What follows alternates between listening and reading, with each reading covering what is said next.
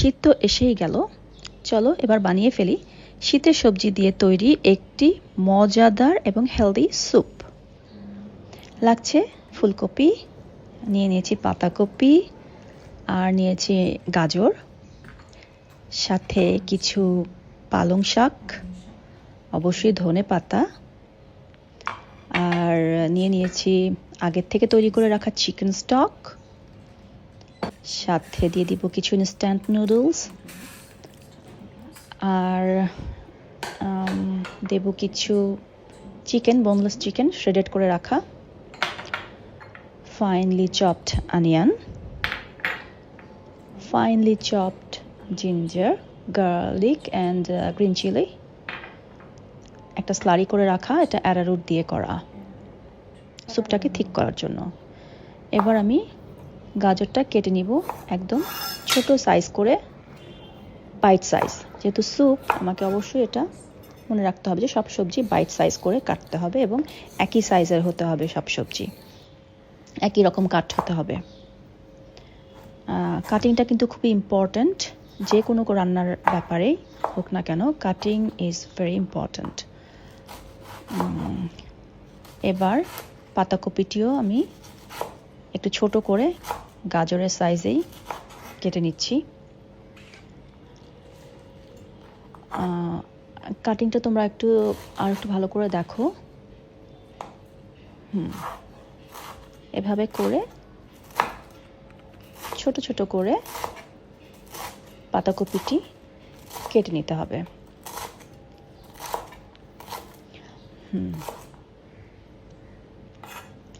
শক্ত অংশটি ফেলে দিবে, শুধু নরম পাতার অংশটি আমরা নেব। এ তো হয়ে গেল পাতাকপি কাটা। এবার ফুলকপির কয়েকটি ফ্লোরেট আমি নিয়ে নিলাম এবং এগুলো এই যে এভাবে করে শ্রেড করে করে ছোট করে কেটে নিচ্ছি। এবার আমি পালং শাকটি কিভাবে কাটছি সেটা একটু তোমরা দেখে নাও। অনেক রেসিপিতেই এভাবে করে দিতে হয়, বিশেষ করে স্যুপ আর সালাডে এইভাবে করে আমাদের যে কোনো অনেক লিভসই দিতে হয় এইভাবে। লেটুস বলো, পালং শাক বলো, আইসবার্গ বলো, অনেক কিছুতে এই কাটিংটা দরকার হয়। শেফনাট বলে এটাকে।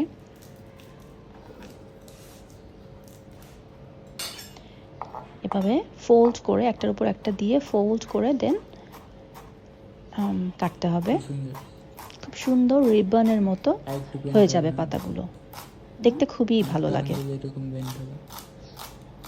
স্যুপে সালাডে এভাবে করে পাতাগুলো যদি আমরা কেটে দিই, দেখতে আসলেই অদ্ভুত লাগে। এবার একটি প্যানে নিয়ে নিলাম ভেজিটেবল অয়েল, অয়েলটা আগে দিতে হবে। এবার দিব একটু butter, because butter makes everything taste better. এবার আমরা এখানে অ্যাড করে দিচ্ছি ফাইনলি চপড অনিয়ন, যতটুকু ছিল সবটুকুই দিয়ে দিলাম, লাইক একটা মিডিয়াম অনিয়ন। এবার দিয়ে দিচ্ছি chopped ginger, finally chopped ginger and green chilli. মনে রাখতে হবে গার্লিক যে কেটে রেখেছিলাম, গার্লিকটা আমরা এখানে ব্যবহার করব না।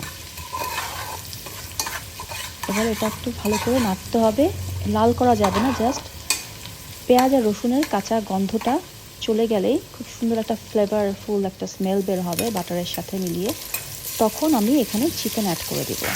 চিকেনটাও এই 1 মিনিটের মতো নাড়তে হবে এবং এই সময়টাতে এখানে দিতে হবে একটু লবণ ছিটিয়ে দিতে হবে, যাতে চিকেন থেকে পানিটা বের হয় আর চিকেনের ভিতরে লবণটা ঢুকে। এবার এতে দিয়ে দিচ্ছি একটু গোলমরিচের, ক্রাশড গোলমরিচ আর কি, দিয়ে আরও কিছুক্ষণ নাড়তে হবে, কয়েক সেকেন্ড, 20-25 সেকেন্ড এরকম নাড়তে হবে।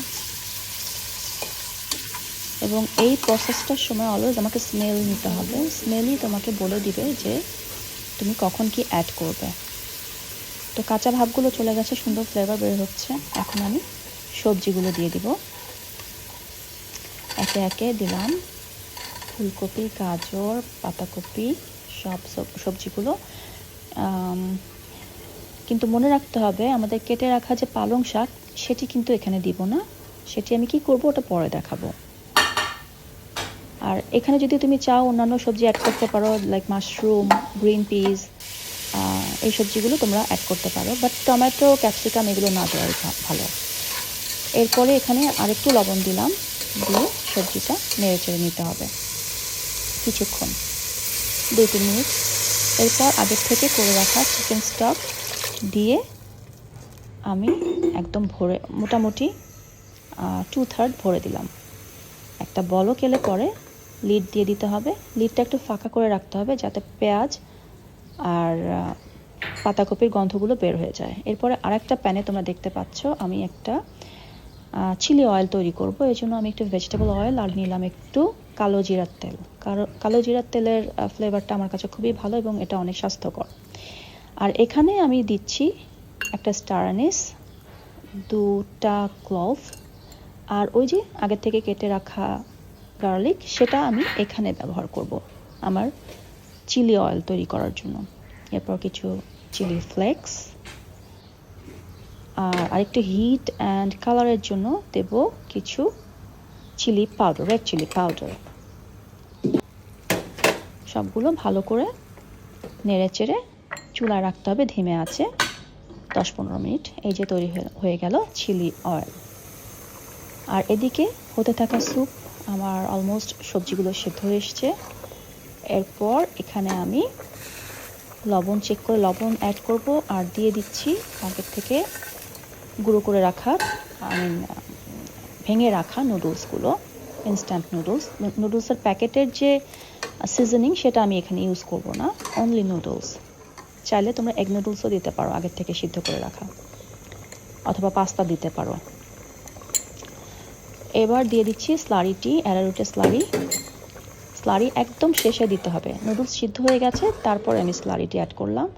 আর ইন বিটুইন আমি কিন্তু অলওয়েজ ঝাল এবং লবণটা টেস্ট করে গেছি, অ্যাডজাস্ট করে নিয়ে এবার আমি সার্ভ করব একটা বলে। ওই যে দেখতে পাচ্ছ আগে থেকে কেটে রাখা আমার পালং শাকগুলো আমি বাটির নিচে দিয়ে দিলাম, সার্ভিং বোলের নিচে।